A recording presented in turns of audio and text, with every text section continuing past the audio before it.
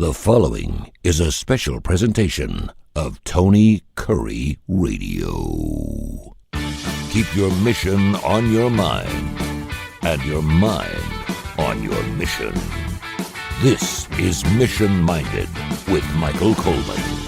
Welcome back to another week of Mission Minded. Keep your mind, your mission your mind. It's a business show, and of course, used to be kind of a non-for-profit kind of show because that's what he's been doing his entire life. He's a giver. He's a serviceman. He's a God soldier is what he is, and I'll say it. I know you won't say it for yourself. Michael Coleman, CEO of the Heart of Alabama Food Bank, also, of course, was the CEO of the Jimmy Hale Mission. He's done a wonderful job. He started some non-for-profits for himself, and we talked some business. You and I were speaking briefly before we came on the air. We try to be topical, and I said, whether you like it or not, with the SNAP program and everything going on, you are getting a lot of publicity right now, and that's always a good thing. People are privy to a lot more information now than they've ever had. They're finding out who their neighbors are and what kind of money their neighbors have because they're now in lines at food banks. So I want to start right there, just kind of give us an overview of where you're at, how you're doing. Are people stepping up? Because every time I turn the radio on, it's all about people trying to dig into their pockets and help out. I know the state of Alabama has given several $1 million out of an emergency fund to help out, but how are things going for you, my friend? It's incredibly busy. Of course, we cover, with the help of our 4 affiliated food banks, we have, over half the state. The need is great. There's a lot of fear, a lot of concern amongst people about, when are they going to get any benefits? And I totally get that. We're serving some different populations in this than normal. Lots of times, we serve the SNAP population, but half of the people who are food insecure in our state, and it's pretty similar across the country, are above the SNAP line. So they don't get any government assistance. And that's our normal population, working people who are trying to, these are not people just staying at home because they don't want to work.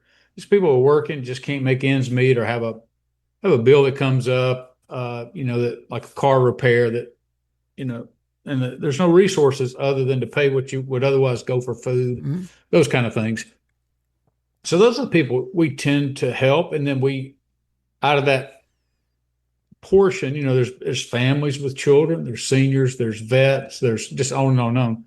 But right now, during this shutdown, we've had to stand up a pantry on Maxwell Air Force Base. We already serve some military families with our Heroes Harvest program, but at Maxwell Air Force Base, we have federal civilian workers who haven't been paid now in 6 weeks. And along with military contractors. And look, everybody's different. Everybody's situation is different. Some people maybe they're retired military. They have that to fall back on. But look, the reality is, whether it's smart or not, most of us live as we make more money. Our lifestyle increases, our budget increases, on and on and on. Yeah. And so you could say, wow, you're making $100,000. And you're like, yeah, but and when you take that away and my spouse makes 50 somewhere, yeah, I get it. We're a household income of 150,000, but now we're down to 50. And most people wouldn't be able to make that adjustment for very long. Yeah. So we have some new populations that we're trying to address and just trying to make sure nobody falls through the crack. I said it last week. I keep saying it. We are not equipped. There's not enough resources in the system to replace SNAP. If you think about it, SNAP benefits for the nation is $9 billion every month. Wow. That's incredible. We can't stand in that gap, but we can't stand in the gap and replace it. All we do is stand in the gap and say, here's what we have, here's what we can do, and let's make sure we distribute our food as equitably as possible. I certainly understand where people outside our country are looking at us right now. I've actually got an aunt that lives in England, and she's like, what the hell's wrong with you guys? And I was like, I don't know. I had Sheila Smoot on, who's a former politician. She was on our television show, and I said, I have to ask you, what the hell are we doing? We're the richest country in the world, and we got more food than even when SNAP's working. We got more food to feed everyone 2 or 3 times over. We can't figure this out, and here we are squabbling because we can't figure out what we want to do with our health care. And it's it's demoralizing. It beats your brains in. It's what happens when we have freedom, because we have the free will to do whatever we want. We have to figure this out, and we're relatively an incredibly young country. You brought something interesting, and obviously the New York voters have loud and clear said, listen, we want more help. We want more we want the government to help us out more. I remember when I got a check from the government during COVID, it was for like $5,600. I don't know where it came from. It had Donald's name on it. I don't know why I got it. I don't. I don't. But I remember getting it. I remember I had to give it to my ex because we were going through a divorce at the time, and I was like, "Thank you." I mean, I've never been on any work type of situation where I've asked the state to pay me or anything else, because I felt like you just got to figure it out. I certainly understand it's there for a reason, and I understand that if you need it, then you should go get it, and that's what it's there for. But yeah, I was like, thank you, United States of America. If you're giving me $5,600, everyone else is getting their money, and that's a lot of money. Can you talk a little bit about, and this is very broad, but from a biblical standpoint, from a socialism standpoint, when's the right time to give? How often should we give? What makes capitalism so wonderful? And quite frankly, and you've brought this up, when it's time to play tough love with somebody. Yeah, so that's a whole bunch to chop off, but I'll tell you. I do think one of the things that you see when God forms the nation of Israel in the Old Testament, he instills in them, he understands that mankind is fallen in terms of we are inheriting this sinful nature, which in essence, I look at it as, if left to our own devices, we're going to live as if we are our own God. We're going to serve self. And everything comes out of that: selfishness, hatred, envy, all the other kind of things. And one of the things he began instituting in Jewish law was the idea of caring for others. One example would be when a farmer would glean the field, he was not allowed to go over it a second time. It was to leave that for the poor. So here's people on your land. Mm-hmm. And they were to go through, but they're working for it. They're getting it, but you're making it available for them. And it was an act of compassion. It was the idea if a stranger comes or traveler, that is, be hospitable, give your time, give away resources. And that was built into the culture. And of course, through the last 2,000 years of Christianity, you look in Scripture, Jesus said, you sum up all the law and the prophets, everything that's ever been taught by God, you sum it up in 2 commands: love the Lord your God with all your heart, soul, mind, and strength, and then love your neighbor as yourself.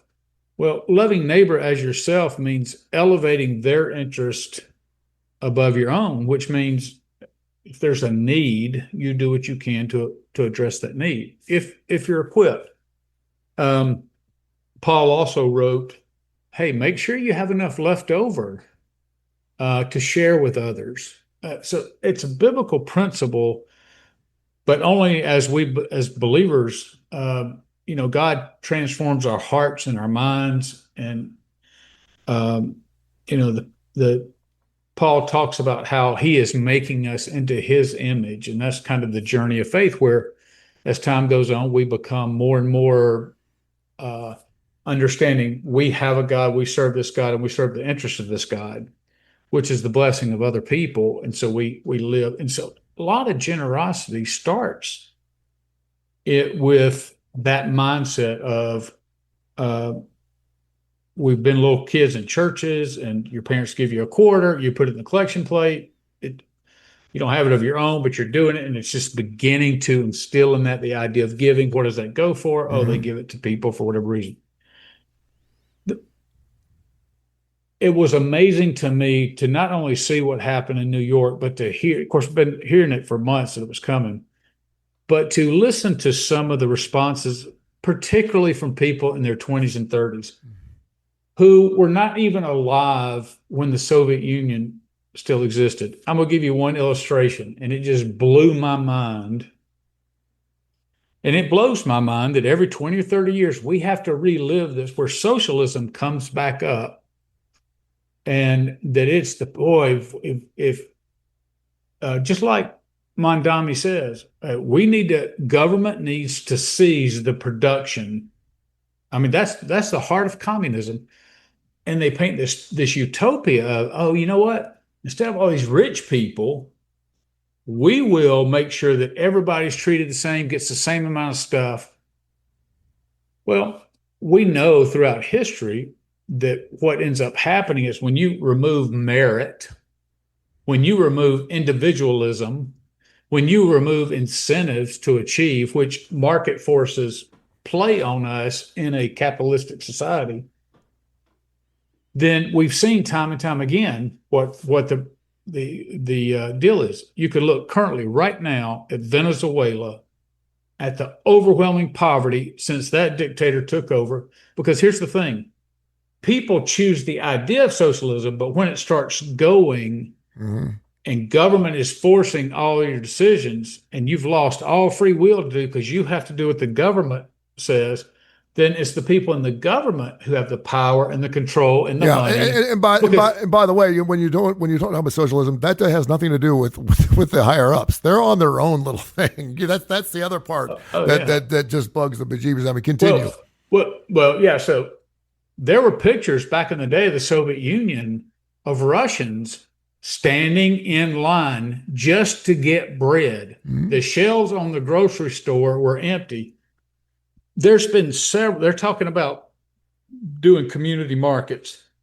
Well, everywhere that's been tried has failed, where you have, because again, when you remove market forces and competition and so on and so on, then you end up having, I'll illustrate it with the housing thing. He says, okay, I'm going to take X amount of properties there's a certain percentage that is rent controlled. And we say, oh yeah, the rent's controlled. That's great. Okay, well, let's talk about that for a second. So people come in, let's say rent controls $1,000 a month, whatever it is. Well, let's say I own that building, but I'm not allowed to charge market prices because the government won't let me. All right, now, so I have to charge below market. Well, guess what that means? I don't have the excess money to maintain the building and to make improvements in the building. So it turns into a rat hole over time. And then the complaints start happening. And there's no market forces. If it was market forces, what would end up happening is that, yes, the rents would be higher, but people would come in with new construction and new opportunities, because if anywhere there's demand, if you turn loose the market, people are going to fill that demand. So think about a grocery store. It's not that a grocery store doesn't want to come and serve the people and serve them to, but when you have a business climate that's highly taxed, they have minimum wages you're paying for unskilled labor, but you may be paying $20 to $25 for unskilled labor, heavy regulatory burden, on and on and on, along with soft on crime initiatives and all that kind of stuff. Then oftentimes what you'll see is it destroys the business climate. A business says, wait a minute, to stand up a business, I'm going to have to invest millions of dollars, and I can bring jobs and I can do all these good paying jobs. But if I can't get a return out of it, then I'm not going to do it. And so that's what socialism will do. And they'll bring this community market. But the question is, okay, who's gonna stock the shelves? Where's the food going to come from? And what happens when it runs out? Because it's going to. And that's inevitably what it is. Now, I will give you another good example. So Mondami had said, all of this is going to be paid for by taxing the rich. Okay. The very next day after, so I don't have to be Smiley Mondami anymore because I don't have to be charming because I'm the mayor. Mm-hmm. And now I can just drop the facade and just come right out and say, well, what he did is he went right out there and he goes, you know what? We're going to have to, we're building a transition and I'm going to need every one of y'all to jump in and help fund this. So the next day he's asking for money, not from millionaires and billionaires. No, they're moving. They're moving out west. Yeah, they're moving to Wyoming. They're already planning. Yeah. No, we see that goes down. Yeah. And so let me address this. One of the things I've seen people, and these are young people, 20 and 30-year-olds.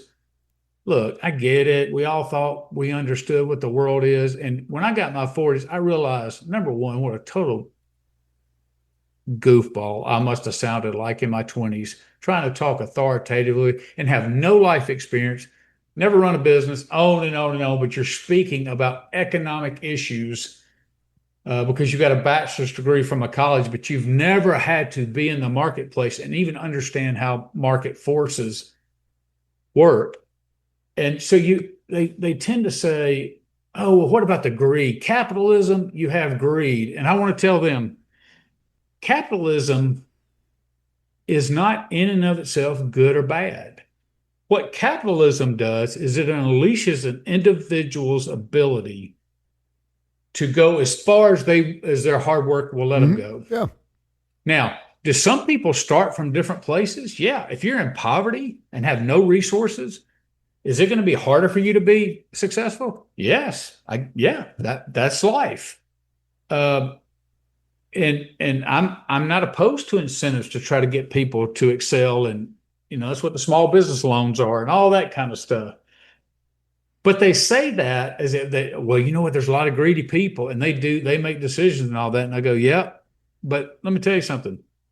Because you change the system and go from free market capitalism over to socialism, human greed doesn't go away. No. Human greed still exists. So what they do is the greedy in that system are your power brokers who they remove the middle class. So you've only got a poverty class that's depending on the power brokers, but it's the power brokers, and you see it. People were doing this campaign against Trump about oligarchs, no kings, no oligarchs, because there were when it came, you had people in Russia that were billionaires. Why? Because they were truly stealing all the wealth. They weren't growing the pie for everybody. See, in America, if somebody owns, like Trump, if he owns, let's just say he's a real estate magnate, and he goes and buys property and builds Trump Towers or whatever, okay? Well, first of all, he's going to pay a lot of money to all the people who have to build it. He's going to provide a lot of jobs for people to work there. Now, is he going to get wealthier? Of course he's going to get wealthier. Sure. But everybody else, the pie's increasing. More jobs are created. More opportunities are created. People are going to come in there and learn, and then they're going to be able to go out and launch their own practice. That's what the market forces does. Rather than say, no, you've still got the hotel owner in socialism, which is the government and whoever's over that agency and department who's getting all those funds, and everybody else is having a job. And you can't, let's say you want to work harder and you got this scruff beside you, you're making the same amount of money, and he's not worth a crap. No, you're right. That's something, this is Mission Minded, by the way. Keep your mission in mind, your mission in your mind. He's Michael Coleman, CEO of the Heart of Alabama Food Bank. We're talking about socialism, talking about the recent vote in New York. I always thought it was interesting whenever I used to work in the bar business a lot, doing bar gigs, and I'd always ask before I tip the waitress, is this going in your pocket or is it going into the pot? And a lot of times they do the pot, and I'm like, I'm not gonna do that then, because when it goes in the pot, you can be as lazy as all get out, and you're making the same money as everyone else, and I don't think that's right. And a lot of places don't do that anymore. And again, with that the capitalistic viewpoint that you just gave, it also gives us an opportunity to be as giving as we possibly want to be. And I think a lot of people, 100%. this is one of the most giving countries. This is one of the most giving states. It's by far. Birmingham was rated years ago as the second most philanthropic city in the United States. Yeah. And I'm not surprised by that at all. And that's what wealth does, not corrupt wealth through socialism, but people, it's a fact, a statistical fact that in capitalistic societies, more people have been lifted out of poverty because you're giving them the opportunity to use their skills to create wealth. Yeah. This is not, does generational and family wealth exist as passed on from Sure. Of course it is. But there are people who are becoming millionaires who go, I have an idea. This is my vision. I'm going to work for it. I'm going to take what talents and abilities. I'm going to work my tail off. I'm going to take risk. I'm going to do whatever it takes.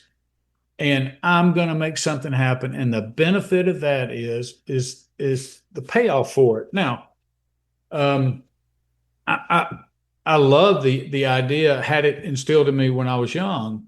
The greatest thing about America is you don't have to wait for somebody to give you a job.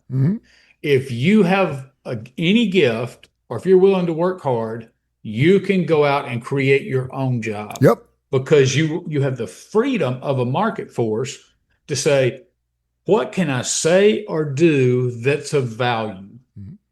And all you have to figure out is how to monetize that. Well, first of all, almost everybody in the world's already monetized. If you have a similar gift, unless you're the only one in America, people have figured out how to monetize. And I'm not talking about in a corrupt way. I'm not talking about a side hustle, like taking advantage of things. I'm saying you can genuinely make your living based on your gifts and abilities. And that freedom, and then you're free to move and live where you want. You're free to take control of your life, to make choices. So that's where we start to have problems. Because when you make choices, guess what? Some people make bad choices. Yeah. And when you make bad choices, lots of times you crash and burn. And we hate to see people crash and burn. So what do? Thomas Sowell is African-American, works for the Hoover Institute at Stanford University. He's been a columnist. He's written several books, but he's lived in Markville. He grew up in the projects, but again, African-American. And he said this back in the 70s when he used to debate this issue. He's later on in life. He's probably not going to be around much longer, but one of the greatest thinkers of our time. And he was saying that the problem is that we have incentivized failure.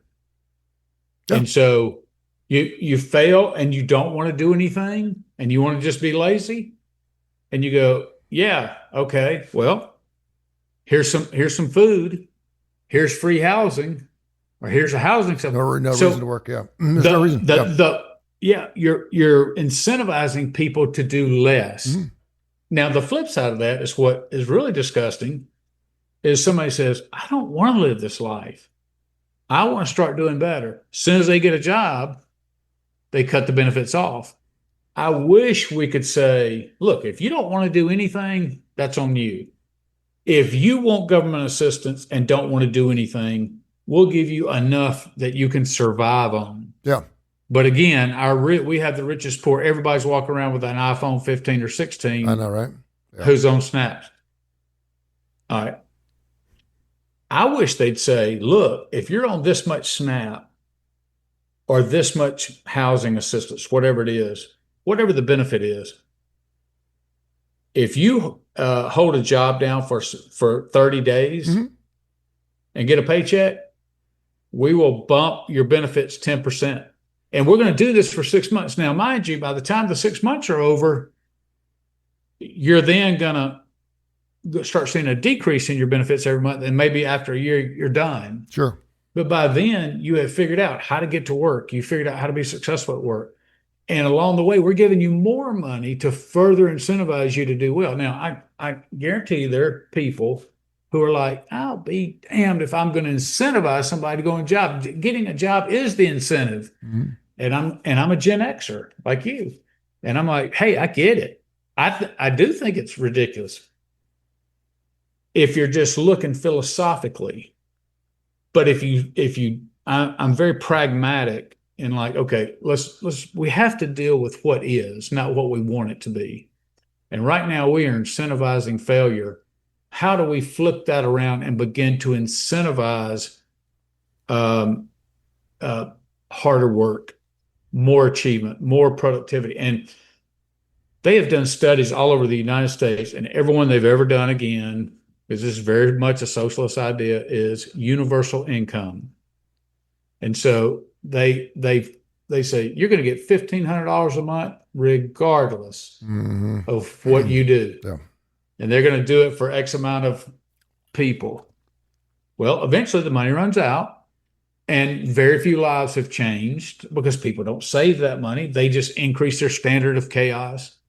What I would love to do is just a small town and say, okay, let's see what you're. If I was a multimillionaire or a billionaire, I'd say, okay, I'm gonna go to a small town, and everybody wants to sign up for this program. I'm gonna take 100 people, and this is what you're currently getting, and I'm gonna pour into you each month that you work, and then after a year, I want to go back and look at the results, and I would hold it up as a shining example of what can be done with government assistance. But you got to then ask yourself, who would possibly be against that? Is the people that would be against it are people who are in power and maintain power by keeping others in poverty. Sure. Yeah. And that's what happens in socialism. Mondani is a 33-year-old person who has never worked a real job.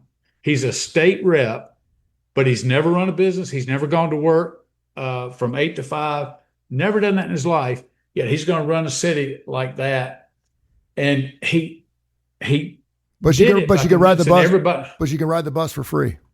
Yes, yes. So I mean, I'm just saying. Yeah, we're going to see how this works out for New York. One of the proudest and most beautiful cities in the entire world. We're happy to have New York. So when you're incentivized, so you're like, it's going to cost you more if you want to live here, and people are like. And you're softer on crime. You want, instead of sending police, you want to send mental health experts out to crime scenes. Mm-hmm. Again, it's not a new idea. It's been done. It is a complete failure. And so a rich guy goes, wait a minute, I love living in the city, but it's going to feel less safe to walk on the streets. And by rent controls, you're incentivizing, because right now there are tens of thousands of apartments that are empty. Mm-hmm. You're going to incentivize people coming in who are lower income, less stable, all of that, where crime is typically going to be higher. Every time it's been tried, it's failed, because what's going to happen is you're going to have higher crime, and then the tourist dollars are going to dry up, because nobody's going to want to go to New York and deal with it. All of that was happening, and it wasn't even as bad as this guy. But under David Dinkins, before Mayor Giuliani took over and cleaned up the streets and got tourism going again and built that back up, it was an armpit. New York went through with high crime, drugs on the street. Yeah. Just like we recently saw with homeless in San Francisco, you couldn't walk, defecation all over the sidewalks. People will be like, wait a minute, I'm not going to Broadway. I'd love to go see a Broadway show, or I'd love to go to Times Square and celebrate New Year.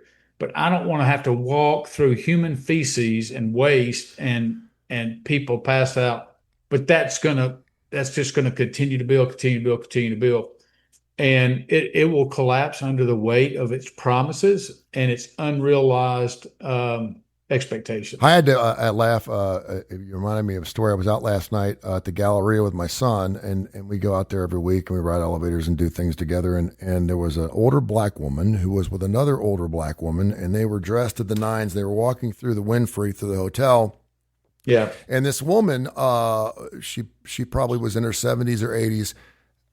I don't know if she just came out of a coma. I don't know if she's never let out of her house or whatever, but she could not believe she was in Birmingham, Alabama. And she just kept looking around. She goes, so this is Birmingham, Alabama. And the woman said, yeah, this is where I live. She goes, well, I'll be. She goes, I never knew. And she was walking through the mall like she was walking through the Taj Mahal. She just thought, and I wanted to stay near her just to feel her gratitude and her gratification of just how miraculous and incredible Birmingham was. Now, obviously, I don't know if she's driven down to other parts of the West End or Ensley or wherever, Hoover, but I mean, it's just to hear her and just, wow, I cannot believe. It was like she's been like in a coma for the last 30 years and just came out as, it was really neat to see. This is another aspect of socialism that I despise is people who are embracing this hate our country. Yep. And I'm sitting here going, well, everybody in the world is trying to get here. Mm-hmm. And because it's an opportunity to be free, it's better than where they are. And opportunities are here. When tragedy happens around the world, we always pour in and offer resources to other countries. When tragedy happens on our grounds, we're on our own. We take care of ourselves because, it's on and on and on. And I just wish there's actually some videos starting to come out of people who moved. There's a woman in Costa Rica. She's a white lady, Costa Rica. She said, I just want to tell you, I'm down here in Costa Rica. It's beautiful, but I miss America. I came down here because I had Trump derangement syndrome and I just ran and I moved. I said, I got to get out of this place. And it doesn't have any of the conveniences. It doesn't have any of this. That wasn't Oprah, was it? I can't wait to, no. I said, I can't wait to get back. And so so these 20 and 30-year-olds are typically coming from well-to-do families. They haven't had to struggle. Yeah. They haven't lived in other countries. They haven't seen the effects of government restrictions. And it goes on and on and on. And so I hate that for New York of what's going to come. We'll see if it does. We'll see if it does. Than how socialism has been practiced wherever. It's just a matter of how long it's going to take before it collapses. We'll see. Yeah, we'll see if it happens. I don't know if it can happen that quickly without. It's not going to collapse overnight, obviously. Yeah. But you go back in 3 years, and it'll be a sewage pit. Yes, it will. Walking down the streets. Yeah, this is Mission Minded. Keep your mind, your mission on your mind. Next week, I want to continue our talk and talk about what it takes to be a giving individual. Why do people give? Why do we have to have natural disasters, or why do we have to have bad things happen before we'll reach into our pocket? Where tithing comes into these things, and how we can be better stewards of money. That, hey, you know what? It ain't ours. It's his. It's not our money. It's his money, and we're just here to spend it. So we'll talk about that a little bit later on Mission Money. Come up here next, Bite by Bite, a show specific to the Heart of Alabama Food Bank as they go through the SNAP program issues. We'll continue to take your emails. info@TonyCurryRadio.net. info@TonyCurryRadio.net. Michael, thank you, man. Appreciate you. Thank you. It's a pleasure as always. This has been a special presentation of Tony Curry Radio.